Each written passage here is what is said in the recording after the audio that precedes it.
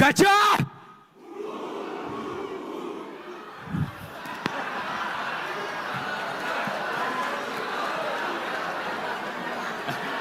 Oh, lupa kayaknya.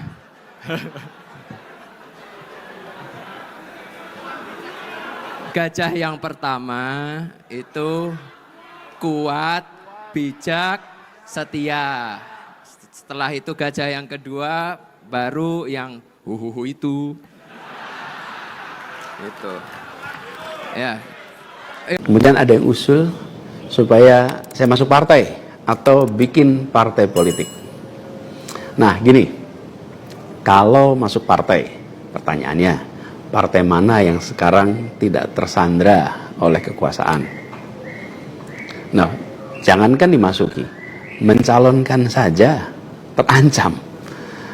Agak berisiko juga bagi yang mengusulkan. Jadi ini adalah sebuah kenyataan nih. Jadi kita lihat aja ke depannya. Apakah lalu akan buat partai politik baru? Gini, bila untuk mengumpulkan semua semangat perubahan yang sekarang makin hari makin terasa besar, dan itu menjadi sebuah kekuatan, diperlukan menjadi gerakan, maka membangun ormas atau membangun partai baru, mungkin itu jalan yang akan kami tempuh. Kita lihat sama-sama ke depan. Semoga tidak terlalu lama lagi kita bisa mewujudkan langkah-langkah konkret untuk bisa mewadahi gerakan yang sekarang ini makin hari makin membesar, menginginkan Indonesia yang lebih setara, demokrasi yang lebih sehat, politik yang lebih mengedepankan policy gagasan. Begitu banyak yang hadir dengan kedisiplinan, menggambarkan semangat bahwa kita akan sama-sama menyongsong Indonesia yang lebih maju dan lebih adil, dan itu semua akan menghasilkan persatuan yang kuat bagi kita. Bapak Ibu sekalian, ketika kita mendengar perubahan, maka kita bicara tentang perubahan yang menginspirasi untuk kebaikan. Kita ingin apa yang menjadi kekhawatiran dan problem di masyarakat bisa kita bereskan sama-sama. Harga-harga yang mahal, betul ibu-ibu? Harga pangan murah apa mahal? Mau diteruskan atau dirubah? Jadi ketika kita bicara perubahan, ingat nih, harga kebutuhan pokok mau dibiarkan terus mahal atau pengen murah? Kalau mau diteruskan, jangan ada perubahan. Kalau mau jadi murah, mari kita dukung perubahan, insya Allah, dari harga pangan murah menjadi harga pangan yang terjangkau. Kita mau yang murah.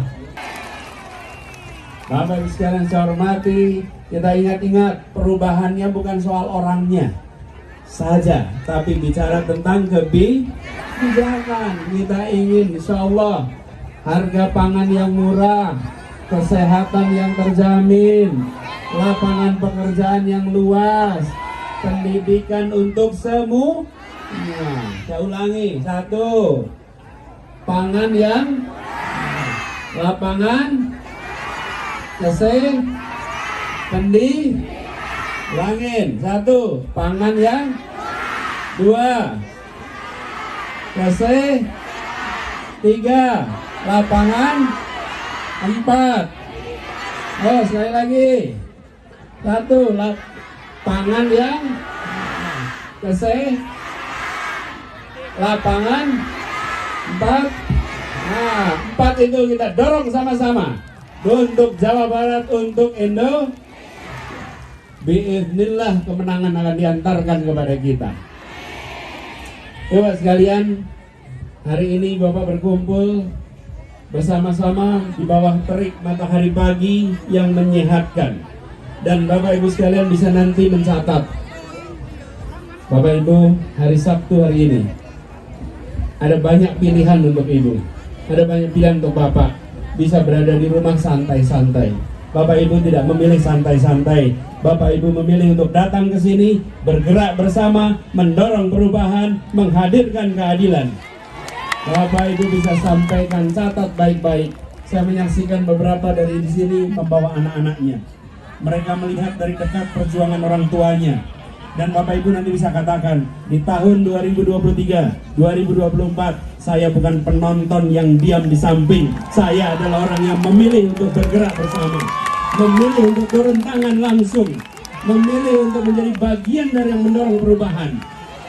Itu bisa Bapak Ibu sampaikan kepada anak cucu nanti. Ketika Indonesia berubah, ayahmu ibumu bukan penonton. Ayahmu ibumu adalah penggerak perubahan. Terima kasih. Assalamualaikum warahmatullahi wabarakatuh. Halo teman-teman, berjumpa bersama saya di Politik Dangi. Teman-teman, kalau kita melihat bagaimana pidato Kaisang yang diawali dengan yel-yel, ya, ini kalau kita lihat memalukan ya. Bagaimana yel-yel tersebut malah tidak dihafal oleh kader-kader PSI, teman-teman. Ini kan kocak, ini kan lucu, teman-teman. Bagaimana kader-kader PSI yang seharusnya hafal, apalagi ini adalah acara nasional, acara yang diliput banyak media, acara yang diliput banyak berita, sehingga ini membuat nuansanya itu semakin kocak ya. Tapi nggak masalah sih, namanya juga belajar masih. Dan berbeda dengan Anies Baswedan yang konsisten memberikan yang terbaik, ya, berkontribusi untuk bangsa dan negara itu bukan hanya soal menjadi pengurus partai ya, tapi beliau bekerja lebih nyata mulai dari arus bawah, teman-teman. Bagaimana beliau mencoba untuk bermanfaat bagi banyak orang. Dan kalau kita lihat Pak Anies Baswedan ya, saat ini beliau sedang membuat partai baru ya, dan sekarang masih ormas ya, Gerakan Rakyat. Ini kalau jadi partai sih keren habis, teman-teman. Warnanya warna orange. Dan banyak kalau hasil Rapimnas ke-1 kemarin yang merekomendasikan agar Gerakan Rakyat ini menjadi partai tahun 2026. Ini sangat luar biasa dan disambut antusias oleh seluruh rakyat Indonesia, terutama para pendukung Anies di Pilpres kemarin ya. Bagaimana suara Anies mendapatkan 25% atau setara dengan 40 juta suara. Ini sangat luar biasa, teman-teman. Jika 40 juta suara ini komitmen mendukung Anies ya, maka partai Anies ini akan bisa menjadi pemenang di pemilu mendatang. Anies Baswedan saat ini vokal, beliau berada di barisan oposisi, beliau sangat memegang teguh oposisi, teman-teman, sehingga menjadi penyeimbang pemerintah ya. Dan inilah hebatnya Anies Baswedan, beliau tidak tergiur dengan jabatan-jabatan apapun ya, tidak tergiur dengan jadi menteri dan sebagainya, namun beliau merintis dari bawah ya.